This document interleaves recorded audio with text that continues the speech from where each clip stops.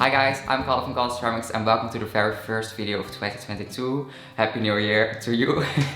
In this video I will be showing you how to make a bird feeder on the potter's wheel. I will be throwing it in two different pieces. One piece is the bird feeder itself and the other piece is the little roof that you can place on top of it.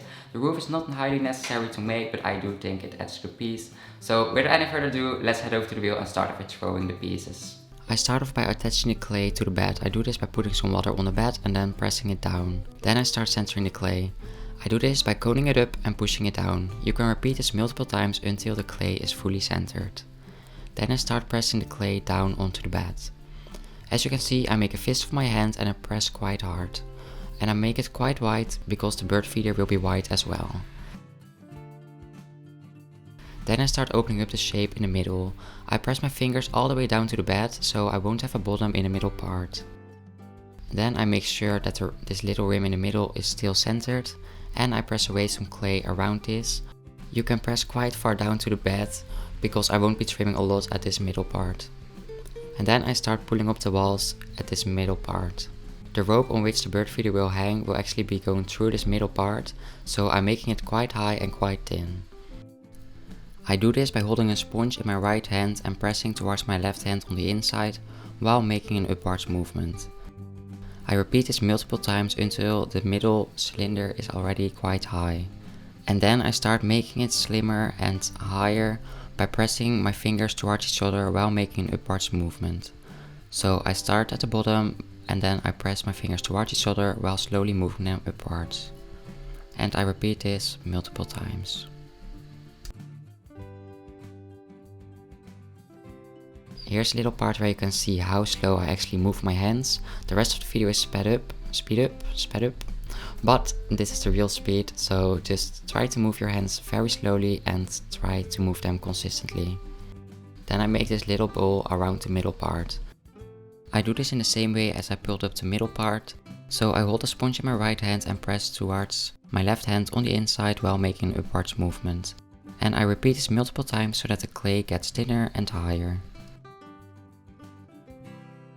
I prefer to get rid of the water on the inside before pulling the bowl all the way outwards, because when you pull it all the way outwards it's quite fragile and it might collapse, so it's best to get rid of some water before you pull it out all the way. And then the shape is finished and I get rid of the little bit of water and slip that's still on the sides. Then I grab my wooden knife, cut off some excess clay and I clean the bed. And then this piece is actually finished and can dry until it is leather hard. Then I start off with the second part of the bird feeder. It's not necessary to make this, but I do like it, so I am going to make it. It's going to be a little roof that you can place on top of the bird feeder, so you can just make this if you'd like to. I start off the same as I did with the previous part, so I press the clay quite far down. And here I'm actually measuring how far it is because I want to make this little roof wider than the previous part, so I measured it and now I'm just pressing it down as far as I could. And now I'm pulling out the clay towards the side to make it into this little bowl or plate. And this will actually be turned upside down and then be the roof. I just press the clay outwards and I use a sponge on the inside to make the bottom even smoother. And then I start pulling up the walls at the side just like I did before. So I hold my sponge in the right hand and push towards my left hand on the inside while making an upwards movement. And then I smooth it out on the inside and I press it a little bit wider. And then this piece is finished as well, so I get rid of some slip and water that's still on the piece. I do this by going over it with a sponge. And then I grab my wooden knife to cut away some excess clay at the bottom. And then this piece is ready to dry. After the pieces have dried for a day, they are leather hard and are ready to be trimmed. So I cut them off of the bed and then I start trimming them. This form is quite difficult to trim, so I'm going to show you how I do this. I take a vase that I made myself and I place it in the give and grip so that I can place the piece that I'm going to trim upside down on top of this vase. If you don't have a vase that you made yourself, you can of course just use a vase that you bought or a pot or something like that. And what I do is I put a little bit of clay on the rim. This will be a little bit sticky so that the piece that you will be trimming will not fly off or get scratches or anything like that. Then I place the bird feeder upside down on top of the vase and I start to try to get it into the middle. This can be a little bit difficult, but just try to move it a little bit every time and eventually it will get into the middle. So as you can see, I made some lines with my nail to see which side was sticking out, and then I just moved it a little bit to get it into the middle. You can just keep moving it until it is centered enough. As you can see, it's still a little bit wobbly, but it was centered enough for me to just trim it. So I started trimming it, and I mainly trim away clay from the side. As you can see, I make the side quite round, and I also take away some clay on the inside rim to make it round as well, and I go over the whole piece to just round it as a whole and make it one fluent shape. Then the trimming is done and I go over it with a wet sponge to smooth it out, and then I go over it with this trimming tool that isn't sharp, so just really trim, but it helps me to get rid of the slip, and then I go over it with my fingers to smooth it out even more. And then this piece is finished and ready to dry before Bisque fire. And I move over to the next piece, which is this little roof that I'm going to place on top of the bird feeder. So I cut this off and I start trimming it in my give and grip. I place it in the middle and then I just start trimming it. I don't trim a lot from the middle part, I mainly trim on the sides just like I did before. And I make it into a little bit of a round shape because that's what I like here. Here you see that my tool actually broke. I've never had this happen before. Normally I stop using my tools before they break.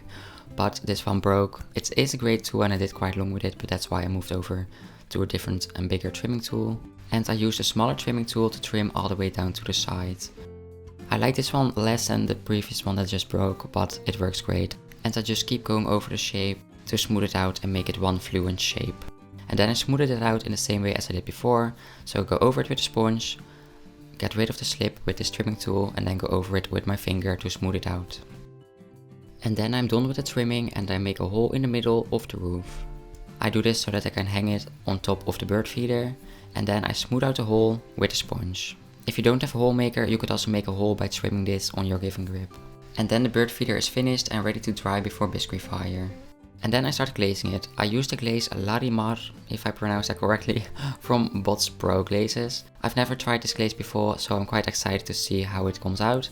It's a light blue glaze, just like you see here, but it will change a little bit.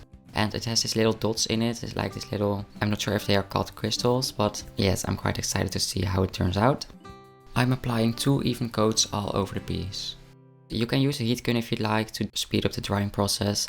I did that here so that I could hold it and glaze the other side. And I'm also glazing the little roof with the same glaze. You can of course use a different glaze for this if you'd like. And I'm glazing it on both sides. Then I clean the bottom of both parts. I started with the bird feeder itself and it was actually already quite clean, so I tilted it a little bit to make it in a nice round shape to the part where I glazed it. And then I cleaned the roof as well. And as you can see, I removed the glaze from the rim so that you can just place it straight into the kiln and it won't get stuck to your kiln shelf. When the pieces have been glaze fired, I take a string so that I can hang it. I make 3 knots on top of each other and pull the string through the bird feeder, and I put the roof on top of it. Here is the final result with some birds enjoying it.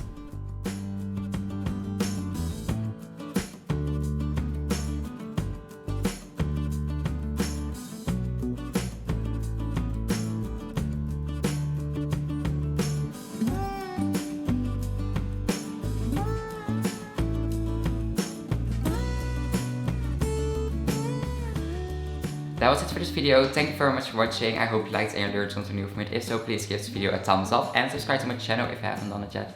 And if you're going to make this bird video yourself and you're going to post it on Instagram, please tag me at Calder so I can see your work because I really enjoy that. I hope to see you in the next video. Bye!